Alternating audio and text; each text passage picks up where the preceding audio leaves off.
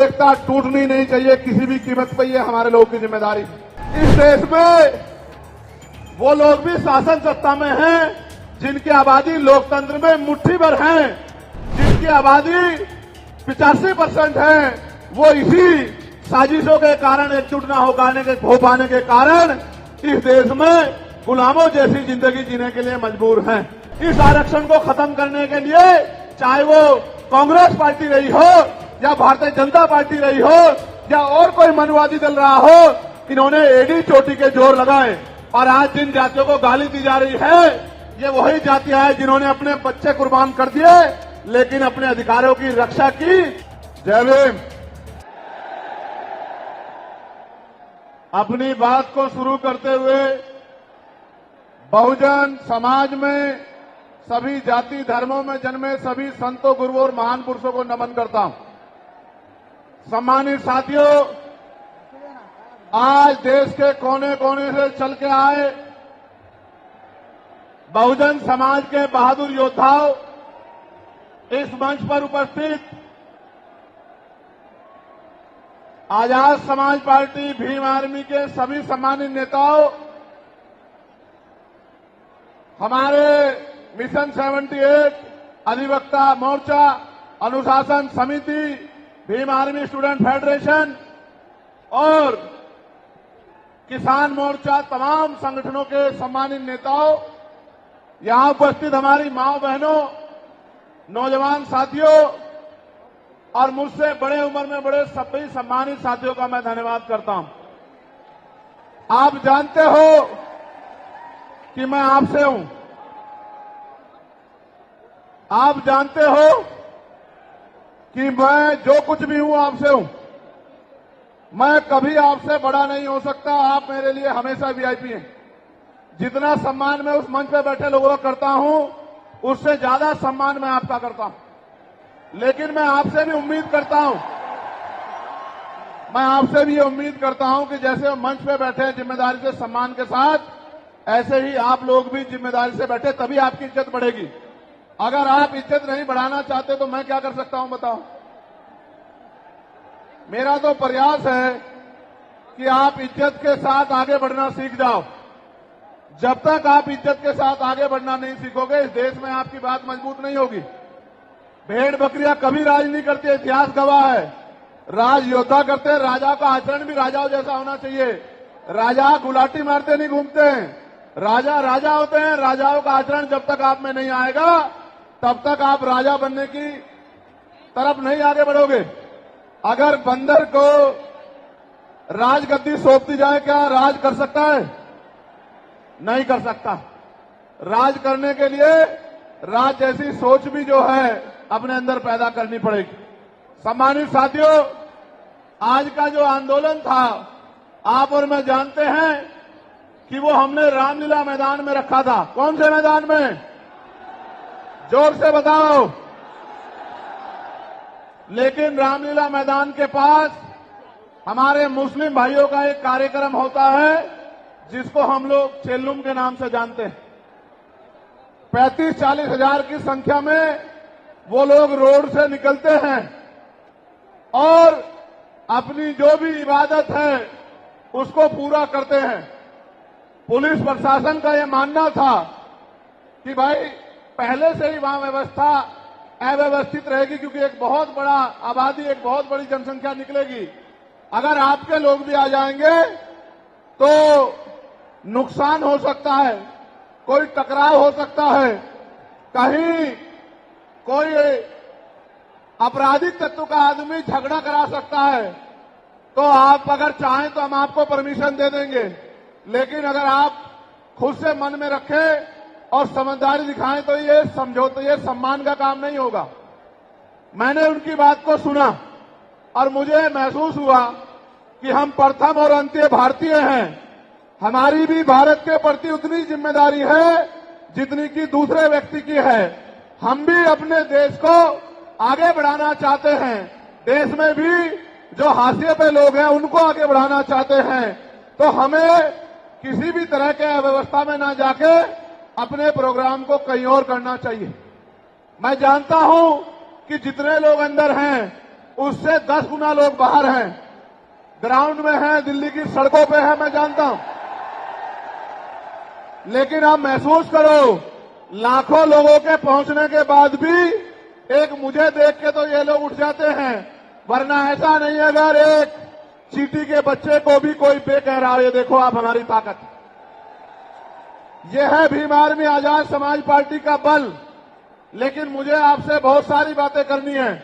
मैं अभी दूसरे देश में होकर आया। मैं जब दूसरे देश में गया, मुझे उम्मीद नहीं थी कि इतना प्यार और सम्मान मिलेगा। आप ये देखो, मैं ऑस्ट्रिया गया तो लगभग 10 देश के लोग आए मिलने के लिए। जब मैं इटली गया तो कम से कम 40 देशों के लोग मिलने के लिए आए। हर आदमी ये कहता था कि भैया मैं अपने राष्ट्र की तरफ से, अपने देश की तरफ से, वहां रहने वाले बहुजन समाज के लोगों की तरफ से पैगाम लेके आया हूं कि भाई चंद्रशेखर आजाद हमारे स्टेट में भी आए, हमारी कंट्री में भी पहुंचे और आके अपनी बात को रखें। मैंने उनको कहा कि मैं आपके बीच भविष्य में आऊंगा, लेकिन अभी 11 तारीख को हमारी रैली है, लाखों की संख्या में हमारे लोग वहां पहुंचेंगे, तो मुझे पहले उनके बीच पहुंचना है, उसके बाद मैं समय निकाल के आऊंगा। उन्होंने मेरी बात को माना और 3 दिन का कार्यक्रम करके मैं फिर आपके बीच आ गया। जब यहां पहुंचा तो पता लगा परमिशन और इस तरह की व्यवस्थाएं खराब हो रही हैं। फिर मैं धन्यवाद दूंगा हमारी दिल्ली की टीम का, भाई हिमांशु जी का, भाई महेश जी का, उनके सभी साथियों का, जैन साहब का, कसाना जी का, जिन्होंने, समीर भाई का, जिन्होंने दिन रात एक कर दिया और इस परमिशन को करा के, सीपी सिंह जी का कितना बढ़िया प्रोग्राम आप सब लोगों के लिए आयोजित किया। एक बार दोनों हाथ से तालियां बजा के दिल्ली की टीम का स्वागत करें। जब मैं दिल्ली का धन्यवाद कर रहा हूं तो देश भर में जहां से सबसे बड़ी ताकत हमें मिली है, मैं उत्तर प्रदेश की भी पूरी टीम का धन्यवाद करना चाहता हूं, क्योंकि हमारे हर एक आंदोलन में उत्तर प्रदेश अग्रणी रहता है। धन के आधार पर, संख्या के आधार पर उत्तर प्रदेश ने अपनी ताकत का एहसास पूरे देश को कराया है। तो मैं उत्तर प्रदेश के प्रदेश अध्यक्ष का, वहां हमारे राष्ट्रीय कमेटी के सभी साथियों का, जो राष्ट्रीय कोर कमेटी के लोग रहते हैं, प्रदेश के पदाधिकारियों का, जिला विधानसभा के संगठनों का, हमारे भीम आर्मी के प्रदेश अध्यक्ष जी का, सभी साथियों का भी बहुत बहुत धन्यवाद करता हूं। एक बार इनके लिए भी जोरदार ताली हो जाए। उसके बाद मैं और आप सब लोग मिलकर स्वागत करेंगे नगीना लोकसभा के लोगों का, जिन्होंने एक एक वोट डालकर आपकी ताकत को बनाने का काम किया। दोनों हाथ उठा के ताली बजा के स्वागत करें नगीना के लोगों का। नगीना के लोगों का धन्यवाद कर दूं? बताओ कर दूं या नहीं कर दूं? बताओ नगीना के लोगों की इज्जत करते हो नहीं करते हो?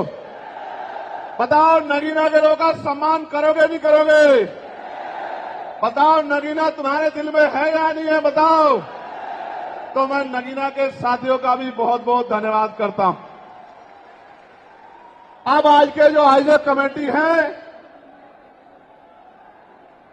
मैं उनका भी धन्यवाद करता हूं। अब मैं आपसे आग्रह करूंगा कि मुझे आपसे बहुत जरूरी विषय पर बात करनी है। अगर आप बोलते रहेंगे या कोई भी शोर आएगा तो मेरी बात आप लोगों तक नहीं पहुंच पाएगी, इसलिए मैं आपसे आग्रह करूंगा कि आप शांत हो जाएं। ये जगह कम है, इस वजह से बार बार अव्यवस्था हो रही है। अगली बार हम जब राष्ट्रीय अधिवेशन करेंगे तो वो इससे बड़े वाले मैदान में, जहां 50,000 लोग बैठ सकते हैं, जो इसके बराबर में है, 15 मार्च को अगला कार्यक्रम हम लोग वहीं करेंगे। सम्मानित साथियों, आज मेरे कंधों पे, आजाद समाज पार्टी के कंधों पे, भीम आर्मी के कंधों पे, बहुजन समाज के लोगों के कंधों पे जिम्मेदारी है कि जो एकता बहुजन समाज में हमारे महापुरुष बना के गए, वो एकता टूटनी नहीं चाहिए किसी भी कीमत पर। ये हमारे लोगों की जिम्मेदारी है, हमारे पढ़े लिखे समाज की, हमारे कर्मचारियों की, हमारे अधिकारियों की, हमारे नेताओं की, हमारे विधानसभा सेक्टर बूथ से लेकर जिले, मंडल, प्रदेश और राष्ट्रीय पदाधिकारी की जिम्मेदारी है कि जो एकता हमारी बनी है वो टूटनी नहीं चाहिए। दुश्मन किसी भी सूरत में कामयाब नहीं होना चाहिए, इस बात का हमें ध्यान रखना। अब ये रैली करने की जरूरत क्यों पड़ी, ये आवाज उठाने की जरूरत क्यों पड़ी, इसके पीछे भी कई कारण हैं। और मैं अपने नेताओं से यह आग्रह करूंगा कि वो आज के बाद कमर कस ले और गांठ बांध ले कि जो प्रयास भाजपा आरएसएस के लोगों ने किया है हमारी एकता को कमजोर करने का, किसी भी कीमत पे वो एकता कमजोर नहीं होनी चाहिए। इस बारे में आप लोगों को ध्यान रखना। इस देश में वो लोग भी शासन सत्ता में हैं जिनकी आबादी लोकतंत्र में मुट्ठी भर हैं, जिनकी आबादी 85% है, वो इसी साजिशों के कारण एकजुट न हो पाने के कारण इस देश में गुलामों जैसी जिंदगी जीने के लिए मजबूर हैं। मैं बात कर रहा हूं शेड्यूल कास्ट के लोगों की, मैं बात कर रहा हूं शेड्यूल ट्राइब के लोगों की, मैं बात कर रहा हूं अन्य पिछड़े वर्ग के लोगों की, मैं बात कर रहा हूं मुस्लिम की, जैन की, सिख की, ईसाई की, बौद्ध की, तमाम उन लोगों की जिनको आज भारत में सम्मान की जिंदगी नहीं मिल पा रही। मैं बात कर रहा हूं महिलाओं की, मैं बात कर रहा हूं किसानों की, मैं बात कर रहा हूं मजदूरों की, मैं बात कर रहा हूं नौजवानों की। मैं पहले जो विषय है उस पर अपनी बात रखूंगा, फिर मुझे अपने दिल की बात आपको कहनी है। पहला जो विषय हमारा है, जिस पे हम लोग यहां इकट्ठा हुए हैं, उस पे हम लोग क्या करने वाले हैं, सरकार से हमारी क्या मांग है, सबसे पहले उस पे मैं अपनी बात रखूंगा। हमारी पहली मांग ये है कि 1931 के बाद इस देश में सभी जाति धर्मों के लोगों की जनगणना नहीं हुई है। जब तक जनगणना नहीं होगी तो ये नहीं पता लगेगा कि schedule caste, schedule tribe, backward के लोगों को कितनी उनकी आबादी और कितना सम्मान उनको मिल रहा है, कितनी हिस्सेदारी उनको मिल रही है। तो केंद्र सरकार जल्द से जल्द जातिगत जनगणना कराए। जब तक जातिगत जनगणना नहीं होगी तब तक सबसे पहले स्पष्ट ही नहीं होगा जो आज षड्यंत्र किया गया है और कुछ लोगों को जानबूझ के उनके मुंह से कहलवाया जा रहा है कि इस जाति का हिस्सा ये लोग खा रहे हैं, इस जाति का हिस्सा ये लोग खा रहे हैं, इस जाति का हिस्सा ये लोग खा रहे हैं। मैं चंद्रशेखर आजाद आपको वचन देके कहता हूं, अपने बहुजन समाज के सामने जातिवार जनगणना कराइए, उसके आंकड़े सार्वजनिक कराइए। अगर अंतिम पायदान पर रहने वाले जिनको डीएससी के भाई कहा गया है, जो हमारा परिवार है, अगर उनका 1% आरक्षण भी पॉइंट के बराबर भी कमजोर पड़ रहा होगा तो मैं वचन देता हूं कि इससे बड़ी रैली उनके समर्थन में हम लोग करेंगे। मैं फिर आपसे कह रहा हूं, आप याद करो, जब से इस देश में आरक्षण व्यवस्था लागू हुई है, इस आरक्षण को खत्म करने के लिए चाहे वो कांग्रेस पार्टी रही हो या भारतीय जनता पार्टी रही हो या और कोई मनुवादी दल रहा हो, इन्होंने एडी चोटी के जोर लगाए। और आज जिन जातियों को गाली दी जा रही है, ये वही जातियां हैं जिन्होंने अपने बच्चे कुर्बान कर दिए लेकिन अपने अधिकारों की रक्षा की और आज भी इस देश में आरक्षण बचा हुआ है, नौकरियां बची हुई है, हिस्सेदारी बची हुई है, राजनीतिक व्यवस्था कायम है, लोकतांत्रिक व्यवस्था है। तो धन्यवाद करना चाहिए उन जातियों का जिन्होंने अपने प्राणों का बलिदान दे दिया, लाठी डंडे खाए, गोलियां खाई, लेकिन अपने अधिकारों को छीनने नहीं दिया। सब लोगों को उनका धन्यवाद करना चाहिए। लेकिन दुश्मन का ये षड्यंत्र है और दुश्मन बड़ा समझदार है। दुश्मन जानता है कि 2 अप्रैल 2018 के बाद में ये दलित समाज एकजुट हो गया था। जब दलित समाज एकजुट हुआ तो वो ये सोचने लगे कि इनकी एकता को कैसे तोड़ा जाए। आप और मैं जानते हैं जब हम मुट्ठी बनकर रहेंगे तो कोई हमारे अधिकारों को नहीं छीन सकता। लेकिन जब जब हम बट जाएंगे, एक उदाहरण के तौर पे बताता हूं, अगर आप झाड़ू की सिक्कों को इकट्ठा कर दोगे, वो सिक्के जो हैं एकजुट हो जाएंगे, उनको बांध दिया जाएगा तो वो सारा कचरा साफ कर देंगे। लेकिन अगर वो जो सिक्के होते हैं, अगर आपने उनको अलग अलग कर दिया तो वो कचरा साफ नहीं कर पाएंगे, वो खुद कचरा बन जाएंगे, उनकी कोई हैसियत नहीं बनेगी। इसलिए हमारे महापुरुषों ने बहुजन समाज में भाईचारे की बात की। और आप महसूस करो, बाबा साहब अंबेडकर ने क्या नारा दिया? शिक्षित बनो, संगठित रहो और संघर्ष करो। हमें शिक्षित भी बनना है, संगठित भी होना है और अपने विरोधियों बैरियों के खिलाफ संघर्ष भी करना है, अपने अधिकारों के लिए संघर्ष भी करना है। मैं जब देश के बाहर गया तो मैंने देखा कि वो लोग तरक्की कर रहे हैं, उनकी जिंदगी खुशहाल है, उनकी जिंदगी अच्छी बन रही है। लेकिन उनकी जिंदगी तो अच्छी बन रही है, लेकिन 75 साल की आजादी के बाद आज भी भारत में 80% लोग ऐसे हैं जो रोटी कपड़ा मकान से वंचित है, जिनको इज्जत की जिंदगी नहीं मिल रही। तो मैं ये देख रहा था, मुझे बड़ी खुशी हो रही थी, लेकिन जब मैं भारत की तरफ देखता हूं तो बड़ी निराशा हाथ लगती है। फिर ये महसूस करता हूं कि आज जो कुछ हमारे पास है वो हमारे महान पुरुषों की संघर्ष की वजह से है। अगर हमारे महान पुरुष संघर्ष नहीं करते तो जो आज हमें मिला है ये भी हमें किसी कीमत पे नहीं मिलता। आप जानते हैं, हमेशा आरक्षण के खिलाफ चाहे सुप्रीम कोर्ट हो या मनुवादी दल हो, सब लोगों ने आरक्षण को समाप्त करवाने के लिए एड़ी चोटी के जोर लगा दिए। और इसका सबसे बड़ा हमला इस पे कब हुआ? जब 10% ईडब्ल्यूएस लागू हुआ। मुझे माफी चाहते हुए कहना है कि हमारे दलों ने भी हाथ उठा के, जो हमारे पूर्व के दल थे, उनका समर्थन किया, जबकि वो आरक्षण पे सबसे बड़ा हमला था। अगर उसी दिन हम लोगों ने सड़कों पर निकल के अपनी आवाज को उठाया होता तो किसी की मां ने दूध नहीं पिलाया होता कि वो दोबारा आरक्षण पे हमला करने के बारे में सोच लेता। ये भाजपा के लोग जो सत्ता में बैठे हैं, इन्होंने वोट तो आपसे हमसे ली धर्म के नाम पे, भाईचारे के नाम पे, लेकिन सत्ता में आके ये लोग अपने लोगों का काम करने लगे, अपने महापुरुषों की विचारधारा को आगे बढ़ाने लगे और हम लोग रोटी रोटी के लिए मोहताज लोग, जुल्म जाति के शिकार लोग परेशानी की जिंदगी जीने लगे।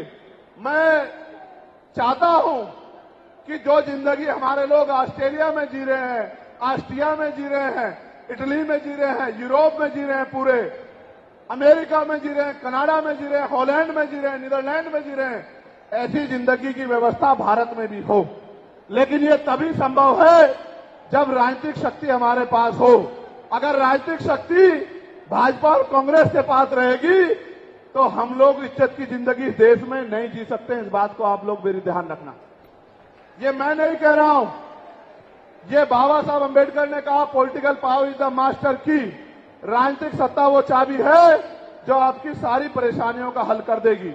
और राजनीतिक सत्ता जिनके पास है, उनके लोग हजारों हजारों करोड़ रुपए लेके भाग जाते, उनके लोग उनके पूंजीपतियों के लाखों लाखों करोड़ रुपए माफ कर दिए जाते।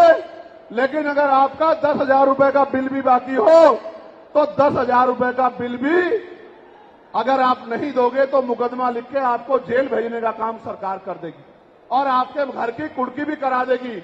आप किसानों का, मजदूरों का हाल देख लो, आप नौजवानों का हाल देख लो। ऐसे हैं जो रोटी कपड़ा मकान से वंचित है, जिनको इज्जत की जिंदगी नहीं मिल रही।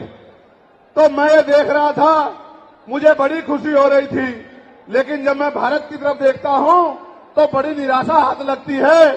फिर ये महसूस करता हूं कि आज जो कुछ हमारे पास है वो हमारे महान पुरुषों की संघर्ष की वजह से है।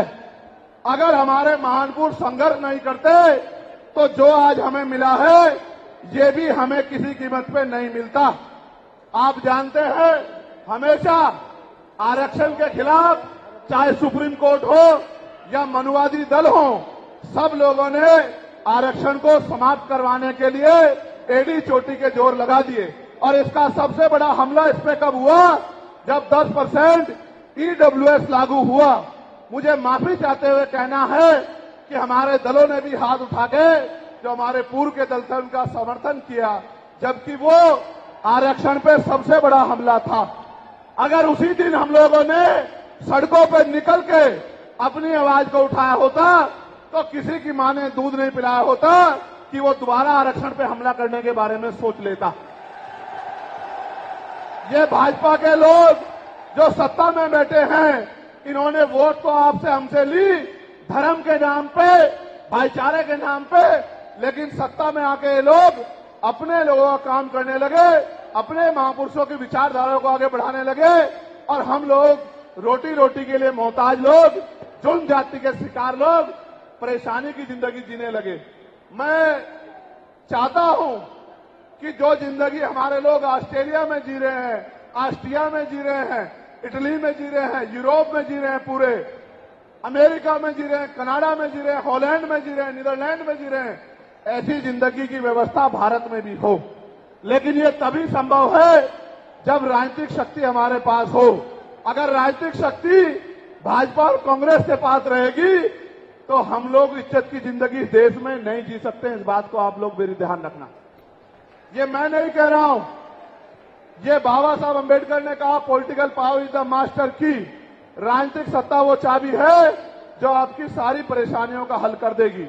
और राजनीतिक सत्ता जिनके पास है उनके लोग हजारों हजारों करोड़ रुपए लेके भाग जाते, उनके लोग उनके पूंजीपतियों के लाखों लाखों करोड़ रुपए माफ कर दिए जाते। लेकिन अगर आपका 10,000 रुपए का बिल भी बाकी हो तो 10,000 रुपए का बिल भी अगर आप नहीं दोगे तो मुकदमा लिख के आपको जेल भेजने का काम सरकार कर देगी और आपके घर की कुर्की भी करा देगी। आप किसानों का, मजदूरों का हाल देख लो, आप नौजवानों का हाल देख लो, इस देश में क्या है।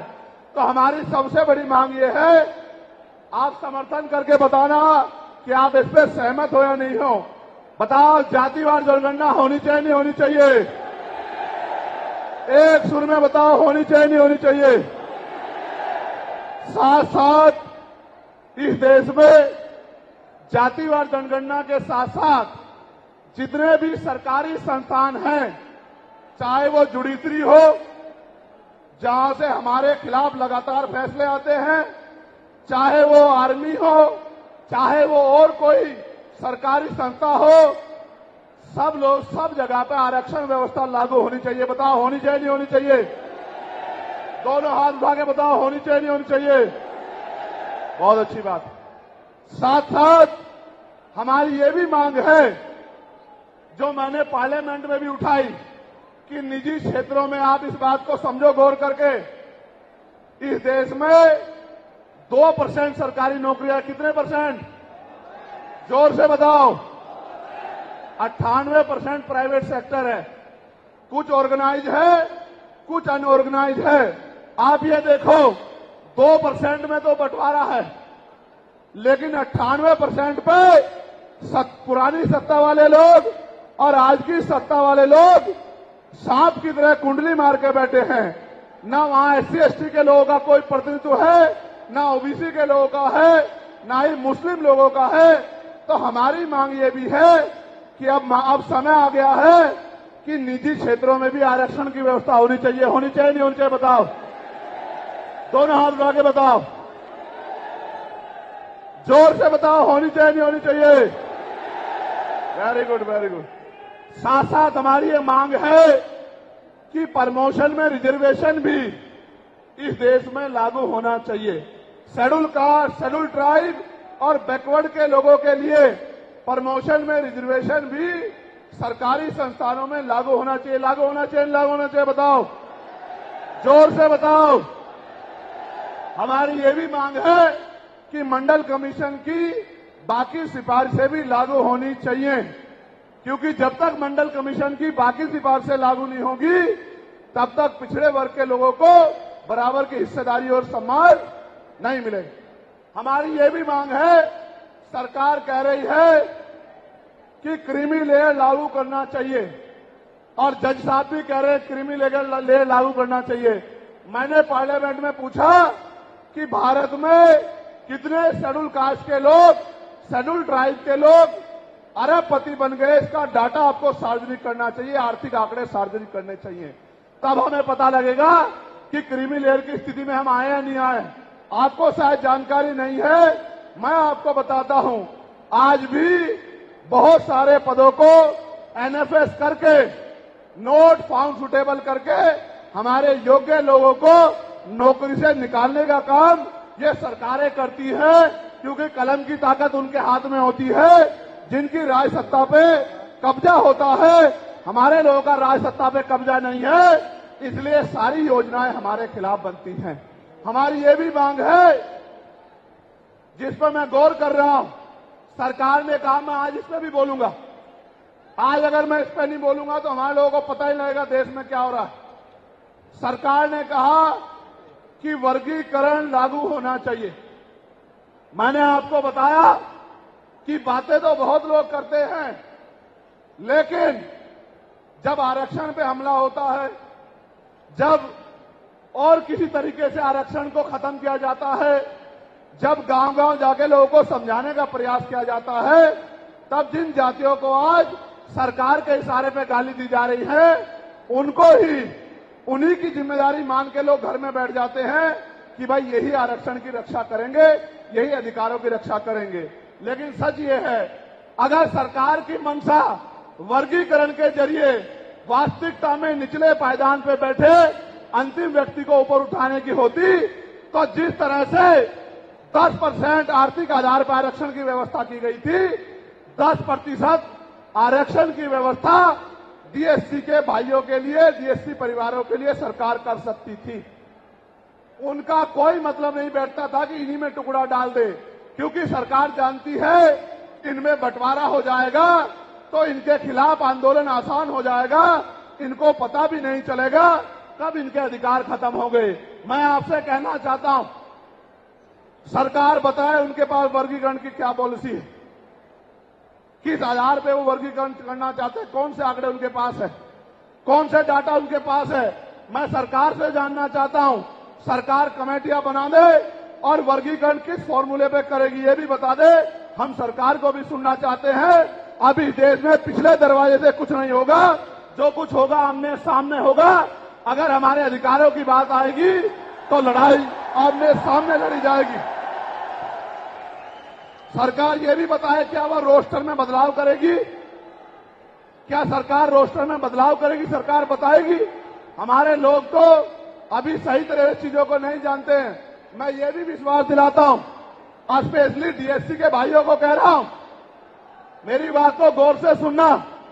स्पेशली डीएससी के भाइयों को कह रहा हूं, उन जातियों को जो लोग आंदोलन कर रहे हैं, आपको एहसास नहीं है, जब देने की बारी आएगी हम बताएंगे अपने भाइयों को किस तरह से आगे बढ़ाया जाता है, किस तरह से उनकी हिस्सेदारी दी जाती है। अभी तो हम पे देने कुछ है ही नहीं। मैं आपको विश्वास दिला कहता हूं, डीएससी के जो हमारे भाई हैं, वाल्मीकि समाज के भाई हों, धानुक समाज के भाई हों और बागड़ी समाज के भाई हों और किसी सैसी समाज के भाई हों, मैं चंद्रशेखर आजाद वचन देके कहता हूं बहुजन समाज के सामने, ये हमारी आपसी बातचीत है। आप दुश्मन के इशारों पे काम मत करो, हम लोग बैठ के अपनी लड़ाई को निपटा लेंगे। हम लोग अपने आप बैठ के चर्चा करके आपके साथ बैठ के, अगर कहीं हमें कुछ डर भी है, आप चीजों को नहीं समझ पा रहे हो या हम लोग समझा नहीं पा रहे, अगर आपको अधिकार मिलता है तो बताओ, हमारे किसी व्यक्ति को तकलीफ है क्या? बताओ, अगर हमारे डीएससी के भाइयों को अधिकार मिलता, बताओ, हाथ उठा के बताओ, तकलीफ है क्या हमें किसी को? आज इस पे भी बोलूंगा। आज अगर मैं इस पे नहीं बोलूंगा तो हमारे लोगों को पता ही लगेगा देश में क्या हो रहा है। सरकार ने कहा कि वर्गीकरण लागू होना चाहिए। मैंने आपको बताया कि बातें तो बहुत लोग करते हैं, लेकिन जब आरक्षण पे हमला होता है, जब और किसी तरीके से आरक्षण को खत्म किया जाता है, जब गांव-गांव जाके लोगों को समझाने का प्रयास किया जाता है, तब जिन जातियों को आज सरकार के इशारे पे गाली दी जा रही है, उनको ही उन्हीं की जिम्मेदारी मान के लोग घर में बैठ जाते हैं कि भाई यही आरक्षण की रक्षा करेंगे, यही अधिकारों की रक्षा करेंगे। लेकिन सच ये है, अगर सरकार की मंशा वर्गीकरण के जरिए वास्तविकता में निचले पायदान पे बैठे अंतिम व्यक्ति को ऊपर उठाने की होती, तो जिस तरह से 10% आर्थिक आधार पर आरक्षण की व्यवस्था की गई थी, 10% आरक्षण की व्यवस्था डीएससी के भाइयों के लिए, डीएससी परिवारों के लिए सरकार कर सकती थी। उनका कोई मतलब नहीं बैठता था कि इन्हीं में टुकड़ा डाल दे, क्योंकि सरकार जानती है इनमें बंटवारा हो जाएगा तो इनके खिलाफ आंदोलन आसान हो जाएगा, इनको पता भी नहीं चलेगा कब इनके अधिकार खत्म हो गए। मैं आपसे कहना चाहता हूं, सरकार बताए उनके पास वर्गीकरण की क्या पॉलिसी है, किस आधार पे वो वर्गीकरण करना चाहते हैं, कौन से आंकड़े उनके पास है, कौन से डाटा उनके पास है। मैं सरकार से जानना चाहता हूं, सरकार कमेटियां बना दे और वर्गीकरण किस फॉर्मूले पे करेगी ये भी बता दे। हम सरकार को भी सुनना चाहते हैं। अभी देश में पिछले दरवाजे से कुछ नहीं होगा, जो कुछ होगा आमने सामने होगा। अगर हमारे अधिकारों की बात आएगी तो लड़ाई आमने सामने लड़ी जाएगी। सरकार ये भी बताए क्या वह रोस्टर में बदलाव करेगी, क्या सरकार रोस्टर में बदलाव करेगी, सरकार बताएगी। हमारे लोग तो अभी सही तरह से चीजों को नहीं जानते हैं। मैं ये भी विश्वास दिलाता हूं, स्पेशली डीएससी के भाइयों को कह रहा हूं, मेरी बात को गौर से सुनना। स्पेशली डीएससी के भाइयों को कह रहा हूं, उन जातियों को जो लोग आंदोलन कर रहे हैं, आपको एहसास नहीं है, जब देने की बारी आएगी हम बताएंगे अपने भाइयों को किस तरह से आगे बढ़ाया जाता है, किस तरह से उनकी हिस्सेदारी दी जाती है। अभी तो हम पे देने कुछ है ही नहीं। मैं आपको विश्वास दिला कहता हूं, डीएससी के जो हमारे भाई हैं, वाल्मीकि समाज के भाई हों, धानुक समाज के भाई हों और बागड़ी समाज के भाई हों और किसी सैसी समाज के भाई हों, मैं चंद्रशेखर आजाद वचन देके कहता हूं बहुजन समाज के सामने, ये हमारी आपसी बातचीत है। आप दुश्मन के इशारों पे काम मत करो, हम लोग बैठ के अपनी लड़ाई को निपटा लेंगे। हम लोग अपने आप बैठ के चर्चा करके आपके साथ बैठ के, अगर कहीं हमें कुछ डर भी है, आप चीजों को नहीं समझ पा रहे हो या हम लोग समझा नहीं पा रहे, अगर आपको अधिकार मिलता है तो बताओ, हमारे किसी व्यक्ति को तकलीफ है क्या? बताओ, अगर हमारे डीएससी के भाइयों को अधिकार मिलता, बताओ, हाथ उठा के बताओ, तकलीफ है क्या हमें किसी को? ये इतना बड़ा जन समूह गवाही दे रहा है, अगर डीएससी के भाइयों को कुछ मिलता है तो हमें तकलीफ नहीं है। लेकिन हम इस सरकार की मंशा को जानते हैं, हम इस सरकार को जानते हैं, इनके चरित्र को जानते हैं।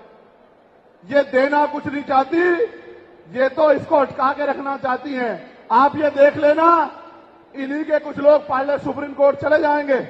जैसे उदाहरण के तौर पे गौर करो, 69,000 शिक्षक भर्ती में सरकार ने 20,000 पदों पे घोटाला किया।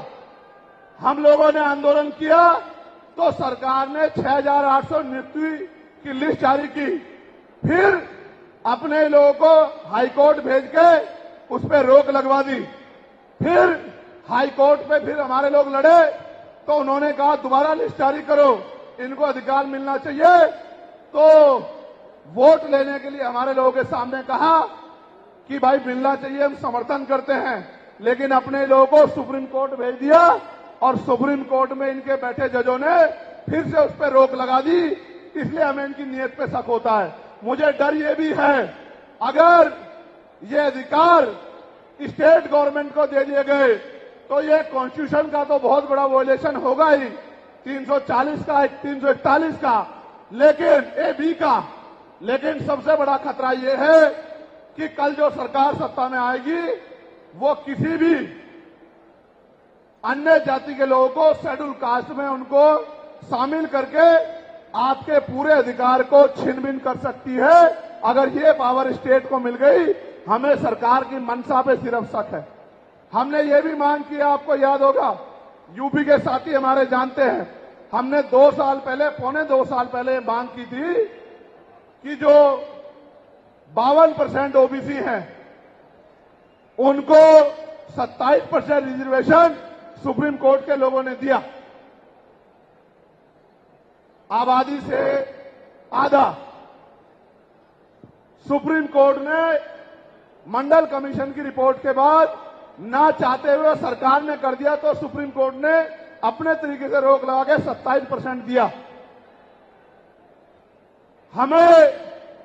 हमने मांग की 2.25 साल पहले यूपी में गोरखपुर में पीसी करके कि ओबीसी की आबादी तो 52% ही है, तो 15%, 27% से अलग 15% आरक्षण की व्यवस्था अलग से अति पिछड़ी जातियों को करानी चाहिए। मांग हमने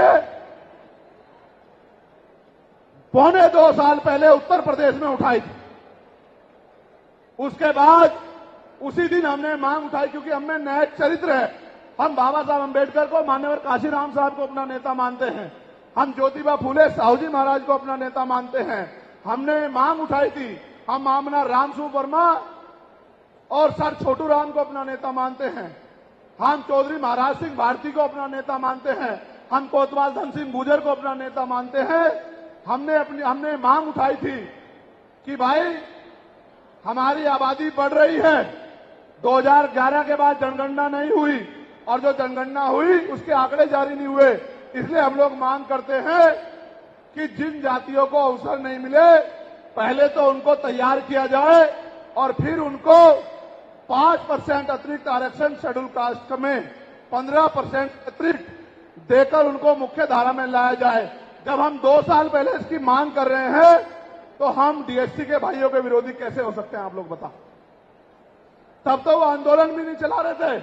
हम तो आंदोलन चला के मांग कर रहे थे कि मिलना चाहिए, मिलना चाहिए। लेकिन मैं आज भी कहता हूं, हमारी ये मांग है कि अब समय आ गया देश में कि आरक्षण की सीमा बढ़ाई जानी चाहिए, आरक्षण की कैप खत्म की जानी चाहिए और 100% रिजर्वेशन इस देश में लागू होना चाहिए। जिसकी जितनी संख्या भारी, उसकी उतनी हिस्सेदारी का लाभ उनको मिलना चाहिए।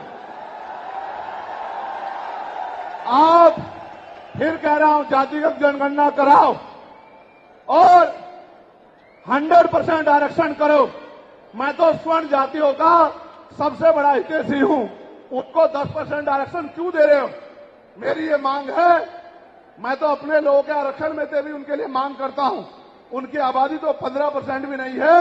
मैं ये कहता हूं कि उनका अलग से ब्लॉक बना के उनको 20% आरक्षण सरकार को देना चाहिए और 80% आरक्षण को एससी, एसटी, ओबीसी के लिए फ्री कर देना चाहिए। जबकि काशीराम साहब तो 85% की बात करते थे, लेकिन मैं समझता हूं कि उनमें भी लोग गरीब हैं, इसलिए मैं उनका 5% और बढ़ा रहा हूं। लेकिन पहले देश को ये तो बता दो, जातिगत जनगणना करा के, कि भाई अभी तक उनका प्रतिनिधित्व कितना है, अभी तक उनकी सरकारी नौकरियों में हिस्सेदारी कितनी है और कितनी कमी उनकी है जो आपने 10% उनको दे दिया। आज हम लोग एक और मांग भी उठाते हैं कि कास्ट का आरक्षण बढ़ा के उसकी संख्या के आधार पे 25% करना चाहिए। बताओ सहमत हो नहीं सहमत हो? जोर से हाथ उठा के, दोनों हाथ उठा के बताओ सहमत हो नहीं सहमत हो? तो ये हमारी वो मांगे हैं जिनके लिए आज हम लोग यहां इकट्ठा हुए हैं। और हम इकट्ठा नहीं हुए आज तो मजबूरी या अपने देश से प्यार था कि हमने अपने आंदोलन को बदलाव कर लिया। अगली बार अधिवेशन तो होगा इंदौर में, लेकिन जब होगा तो इस बार एक और बड़ा आंदोलन रामलीला मैदान में, और रामलीला मैदान से अपनी ही पार्लियामेंट का घेराव करके अपनी मांगों को उठाने के लिए हम लोग करेंगे। बताओ